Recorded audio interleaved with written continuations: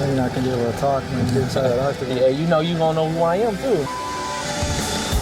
Their fates will be determined under the bright lights on the sport's biggest stage. And it all goes down on October 7th in Las Vegas.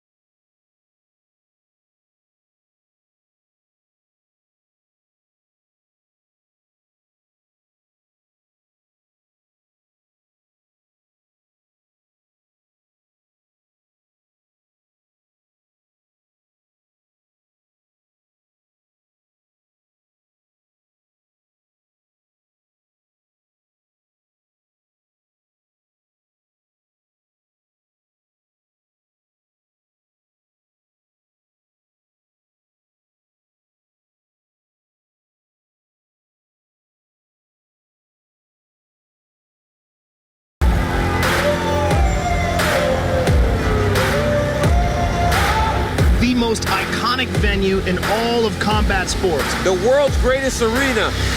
Madison Square Garden. I'm cranking up on the throttle, victory is mine. Championship triple header. Step back, I'm going in. 3 title fights at the mecca of combat sports. This is how legends are made.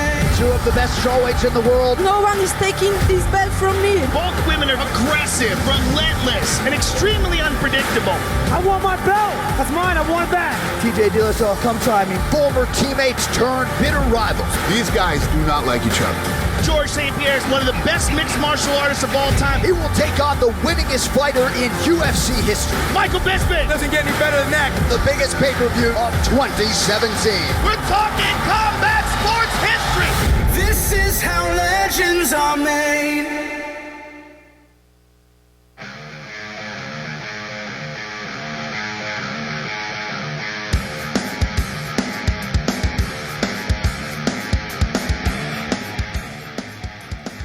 What's up, gang? Thanks for coming out here today. We appreciate it.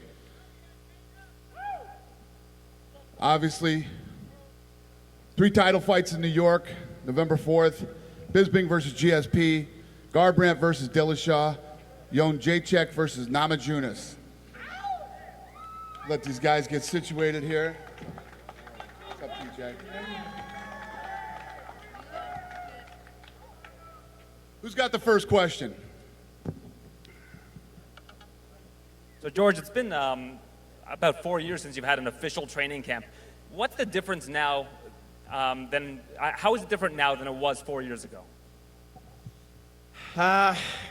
Difference.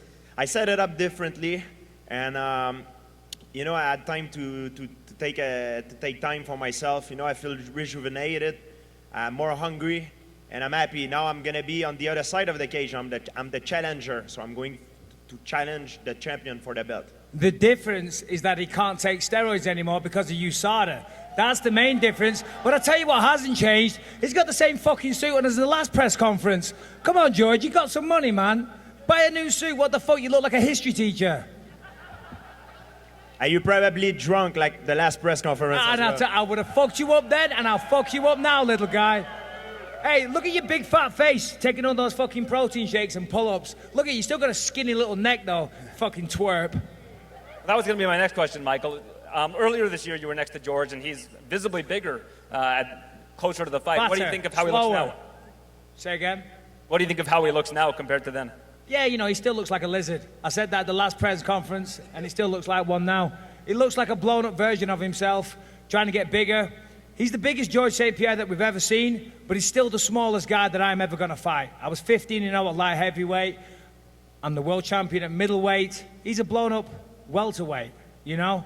I mean, he's bringing in all these trainings. He's got Freddie Roach down here. Freddie Roach is a great boxing coach, but he don't know fuck all about MMA. He couldn't even spell UFC, let alone MMA.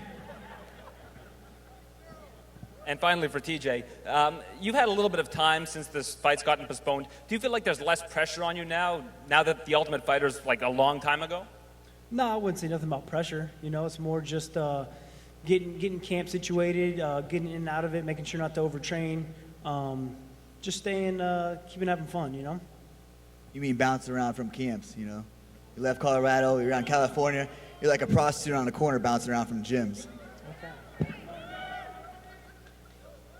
At least I'm out learning new shit. Nothing sitting there learning from the coach. We'll find that out November 4th. Yeah, we will. Won't we? Yes, we will. Yeah. Yep. Rodney James for MMA Latest News. Welcome to Las Vegas. Michael the Count Bisping, you dropped a bombshell on us earlier this year. How long have you been thinking about retirement? And give us an update on where your head's at. I'm not thinking about retirement. I love what I do. I am passionate about what I do. Unlike George, I love to fight. George says that I'm the type of guy that would rather get paid a shit ton of money than lose, than get paid no money. Hold on, it was the other way around. He said, I would rather get paid a shit ton of money and lose than get paid no money and win. He doesn't know anything about me. I love this. So to answer your question, it's not me. It's my wife. It's some of my coaches. They're like, come on, you can't do this forever. Me, I'll do this all day long. I love it. I'll fight for free. Certainly this fucking asshole. There's no booze in that bottle, is there, Mike? No, yeah. You So want what to happened taste last it? Do I look sober? Do I look in shape? If there's booze, yes, I want to taste. Do I look ready to take this guy's head off? The answer to all those questions is yes.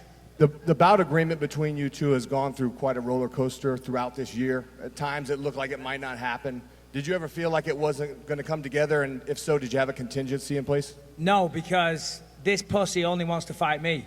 He doesn't want to fight anyone else because he thinks he can take me down and control me on the floor. So he's training with Freddie Roach. I hope to God, Freddie, you try and turn him into a boxer. I hope he comes out and tries to stand with me, but we all know that's not going to happen. He's going to jab and try and take me down. Why? Because we trained together a long time ago, and he out-wrestled me back then, but that was 12 years ago. But that's what he thinks is going to happen. So I knew this fight would come off because he hasn't got the balls to fight anyone that he doesn't think he can beat, like Anderson Silva, like many other people. Thank you, champ. Thank you. Is that George St-Pierre up there? Welcome back, buddy. Thank you. It's good to feel the love. When you first took a hiatus from the sport, I never imagined that you would be gone for 4 years. Did you see it that way? Did you plan to be gone for this long? I didn't know. I didn't know at the time. I just needed to get out, and it feels good to be back. At any time, did you have reservations about coming back?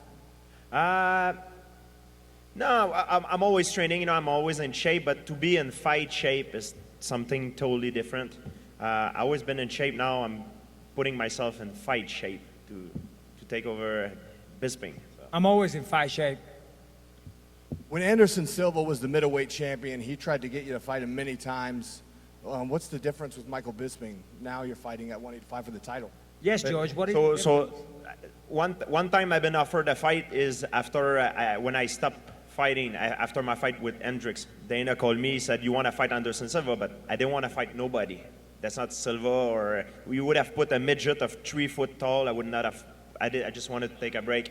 That's the only time we've been there is talk of fighting, but never anything significant been proposed at the time. It's all rumor and been talks.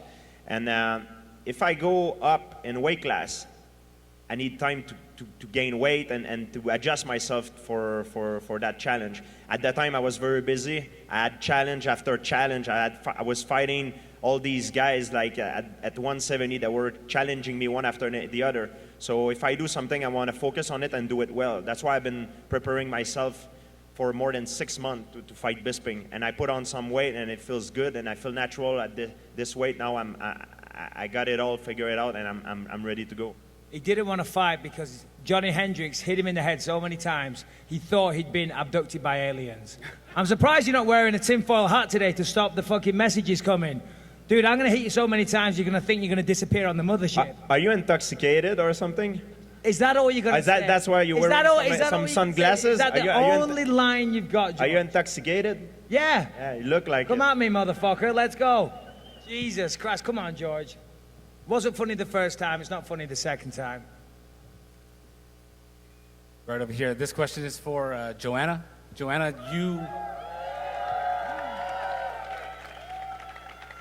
you told us a couple months ago that this was what you wanted, was to fight in New York at Madison Square Garden. You got what you wanted. It's a huge stage for you. Can you just talk about how you're feeling fighting on this stage, showing that you are indeed the most dominant female champion in the world? Yeah, hi guys. It's nice to be back to Vegas. And first of all, I want to say that I sent all the condolences and prayers to all those people, who went through everything. And it was sad information, but stay strong. We're gonna support you as much as we can, and the city of Las Vegas. So, so it was sad, but I'm very happy that I will be part of UFC 217. I'm very glad that I will be back to Madison Square Garden. I fought there last year, and it was amazing. And I want to feel this atmosphere again. I like to plan my life. I like to plan my fighting career. I'm not that young anymore. I used to fight every month. When I was competing in Muay Thai, I used to do tournaments after tournaments, So 2-3 fights in a year, it's really enough. And like I said, after my last fight with Jessica Andrade, I said at the press conference that my next fight, that I want to fight in Madison Square Garden, and I'm very happy that Dana agreed with me, and here we go, So I won a tie Ronda Rousey's record of 6 title defenses and became the first female fighter with 7 title fights. So it's a big deal, you know. What specific challenges does Rose present to you? Man, I said so many times that she's very talented. She's still young, but she's getting closer and closer to this belt. You know, she fought with Carla Esparza at the tough finale. After that, I beat Carla Esparza and I took the belt from her. She fought with Karolina Kowalkiewicz. She lost, but that time Karolina became a challenger. So now it's time for Rose. You know, I beat all of the strawweights from the top to the bottom. You know, it's going to be my ninth fight in the UFC, and the time went so fast. And you know, I just work hard, and hard work pays off, and that's why I'm here. That's why I will fight at Madison Square Garden. We respect to each other, and we know that I can put on show. It's all about trust, you know. I always prepare good. I put on good fights, and they always can count on me, you know. But definitely, she's very sneaky, very tricky. We all know that her jiu-jitsu is on point, but I'm not only a striker. I train with the best in the world, Cesare Matuda, multiple BJJ world champion, and I'm ready for all of them, but I don't think that they're ready for me. Rose, you're coming off a really big win over Michelle Waterson. You were dominant in that fight. She just had some good things to say about you, but she says maybe you're not ready. Just what are your thoughts on this fight and where you stand, where your head is heading into it?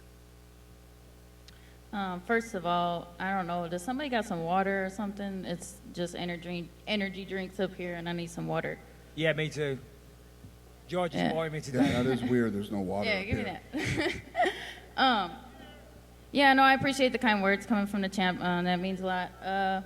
I'm definitely very honored to be here and to show everybody my skills and show everybody that I'm ready. You know, everybody thinks that maybe I'm not all the way there mentally or whatever, like, oh, I got all the talent in the world, but oh, she's this and that. So I'm just here to prove everybody that I'm getting stronger and stronger every day with every experience. I'm becoming more poised, and my desire to win is getting more and more.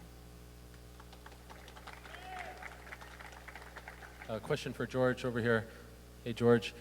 Just a couple of weeks ago, Luke Rockhold won a fight in Pittsburgh, and he sent you a message saying, you know, you should back out of this. This is a mistake. Do what's best for your career and get out while you can. What was your reaction when you heard him say those things? I'll prove him wrong. I'll prove him wrong. And there's no problem with that. I've been underdog before, and it's not a problem with that. It excites me. I love the challenge, and that's why I'm doing it. The biggest challenge possible right now that I could find, and I'm ready, and I'm honored, and I feel very privileged to be able to take part of this. And it also seems like people still don't quite believe that if you win the belt, that you will defend the belt against Whitaker or Rockhold, Romero. Can you say 100% that you will stay in this division if you win? It's written in the contract. I cannot, but it's written in the contract that I signed. It's mandatory. I have to defend the belt. Okay. I cannot go fight Woodley or have to take a Whitaker next year. Okay. And question. You ain't going to be fighting Whitaker, pal. So don't worry about that, Ariel. I see what you're saying, but it ain't going to happen, George. You know, so forget this little romance or this fairy tale you have in your head, because you're going to get your fucking ass kicked, and then that's that. George is going to retire. He said, if I don't win, I'm going to retire. Any children here, please listen. If at first you don't succeed, try again. The saying is not, if at first I don't succeed, I'm going to fucking run off and cry like a little bitch. That's not the expression, George. That's why I'm sitting here with this thing, and you're not. Because I got to the top of the mountain many times, and I failed, but I kept coming back. I kept fighting for it, and here I am. But if you come out of retirement and you lose, you're going to retire again. Whoop-de-fucking-do. If you want to staying and hang out there too long after I beat you, it's your problem, man. You become a punching bag for the other guys. Are you intoxicated? No problem. You do whatever you want. Michael, also when you announced that you may retire after this fight, the consensus seemed to be like, oh, you're just trying to avoid everyone else. I've never avoided a fight in my life. In fact, and Dana is standing right here, I accepted the winner of Yoel versus Whittaker, correct or no? 100%. We figured it all out. Prior to them fighting in the back room, I accepted a fight with Whittaker or Romero. Whittaker won the fight, so that means Romero's to the back of the line, and then Whittaker didn't want to do the Ultimate Fighter. Whittaker injured his knee, so that leaves me without a fight again. And then in the meantime, GSP grew a pair. Okay, and just one last thing. If you win this fight, you would be the only man to beat GSP and Anderson Silva. Do you feel, I mean, that's a huge accomplishment, right? Yeah, the two best fighters of our generation. I'll beat them both. I beat Luke Rockhold, the champion. I defended my loss against Dan Henderson. I'm one of the greatest MMA fighters that there's ever been. Funny that USADA come in. Yeah, fuck you. Funny that USADA comes in and I'm the champion. George disappears. USADA comes in and George disappears. All these fucking assholes like you, I'm gonna fucking... Who's your boy? Who's your boy? Yoel Romero, the soldier of steroids? Listen, you're all gonna fucking miss me when I'm gone. Believe you me, I ain't gonna last forever. But in the meantime, come and see me afterwards, pal. Boot to my face. Fucking pussy. Michael, that was actually my question. Do you feel like people consider you like that? Like, I mean, that reaction right there would suggest otherwise. Do you think that you get that respect? No, that's one little GSP fanboy. Believe it or not, there's a few of them. He's the one who's intoxicated, George. Why don't you ask him? Are you intoxicated? Are you intoxicated? What was the question, Ariel? By beating Anderson and GSP, that's a massive feather. That's never been done. But do you feel like you get the respect from the MMA community as being one of the I couldn't care less. Maybe, maybe not. Who cares? I mean, I'm doing me. I'm doing a good job, looking after my family. No offense to all you fine journalists out there, but their approval, believe it or not, is not what I'm looking for.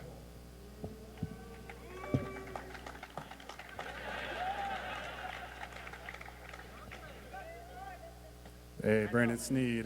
George, do you agree? Is he one of the best fighters ever? Yes, he is. But he's gonna lose November 4th. This I can guarantee you. He's not gonna beat me. This is nothing more sure. Water is wet, fire burn, and I'm gonna beat Michael Bisping. Well, come on, break it down. How are you gonna do that, George? I'm gonna do whatever I want to do. I'll tell you my plan. I'm gonna strike you. I'm gonna put you down. I'm gonna submit you. I'm gonna restrike you if you stand back up. I'm gonna do whatever I want. So you're gonna look whatever I want to do when I wanted to do it. Take me That's down. what I'm gonna do. This is the new George St-Pierre, everybody. It's coming back a better version, right? You're gonna do the same thing. Jab, jab, double leg. The easiest game plan ever. You've been doing your jiu-jitsu forever. You don't want to get hit in the head. You don't want to strike. I don't know why you're hiring a really good boxing coach, because that's wasted money. Right, I'm going to come out there, I'm going to punch you in the face a few times and hopefully knock you out. We'll see what happens. You're just going to look to take me down, smother me, bore everybody to death, just like you do whenever you talk. Michael, did you see him fight, like, when he was in his prime? Because that's some strong stuff. Yeah, of course I did, yeah. Dana, what That's does it why I mean? haven't watched a single bit of his footage. I don't need to. I know who George is. I know what he does. Dana, what does it mean? Love it. And the UFC, I mean, George, he was the pay-per-view king before Conor, before everything else the past few years. Yeah, exactly. I'm boring, but I was a pay-per-view king. Explain that to me, you know? Yeah, fuck knows people, why. They don't care. Fuck knows why, pal. If you go fight on the ground, but as long as you're working, and as long as you're working. Are you okay there? Are you finally getting worked up, George? The what? You're getting a little worked up there, buddy. What's up with you? Worked up? No. You raised your voice. Speaking up. You don't scare me, not even one bit. Who's Not even one bit. Sitting here with a smile on my face. Why am I trying to scare you? Because you're an angry man. He's a very angry man. I'm so angry. He takes everything as an insult. He takes everything personal. I am so If angry. you would have asked Michael Bisping 10 years ago and asked him and said, what would make you happy? He would probably say be world champion. And now that he is world champion, he's not happy anymore. So I think he has a lot of hole that he can't fill in himself. That's a problem. Hey, George, if you want to go out filling holes, that's up to you, pal. I'm happy. So yeah, Dana, what's it mean having him back now? What's it mean? What's it mean to you? That's great. You know, he's one of the best ever. He's one of the greatest 170-pounders ever to live in the UFC. And yeah, it's great to have him back. What was your reaction when he said he wanted to come back? What was my reaction? Yeah. Awesome. Last question I got, Cody. A lot of talk between you and TJ, but as we know, you got Maddox Maple back home. You got a baby boy on the way now. what all's going on in your mind with all that? How's Maddox? How's life on that side of things? Maddox is doing great. He's over 3 years in remission. You know, I'm finally healthy. With him, he'll be there in Madison Square Garden. Very fortunate and blessed to be able to have a baby son coming up just like TJ. So, you know, maybe years down the road it'll be Dillashaw versus Garbrandt, and we'll just be in the opposite corners as well. So, never know. All right, thanks.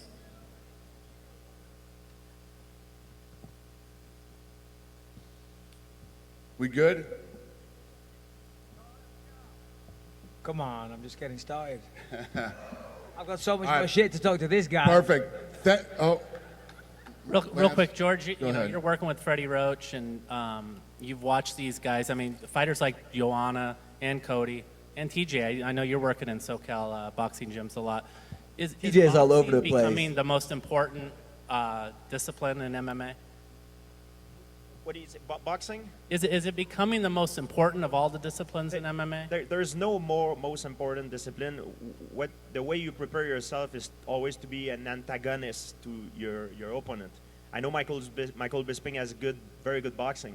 So best way to counter boxing, I'm working with Freddie Roach for a long time, but he was very busy with the schedule, working with Pacquiao, Cotto, and now I'm very happy that he freed his schedule and we're together for this training camp. It's going to be the first time. For me, it's like a fighter's fantasy, you know, to have him working with me and be in the corner is going to be incredible. And a lot of stuff, I've changed a lot of stuff, and I'm very confident in that fight. So let me tell you this. Obviously, fighting is a very, very physical sport. But the best attribute that anybody knows, and Freddie Roach should know this, which is why I want to bring this up, because he said in an interview recently that George is the better athlete than me, which he probably is. You know, the guy does backflips and fucking does gymnastics all day long. He's probably a better athlete. But this is what counts, and this is what counts more than any athletic ability and more than any skill in boxing, wrestling, jiu-jitsu. Heart and the mind is the most powerful thing. To answer your question, I'll actually give you an answer. George didn't bother. Heart and the mind are the most important things, and I beat George on both of them. Thank you, guys. No, you're not. Good answer. We good with the media? I'm going to square these guys off, and then we'll have the weigh-ins here in a little bit. I just want to say it's been a horrible week here in Las Vegas. Thank you all for coming out tonight. I appreciate it.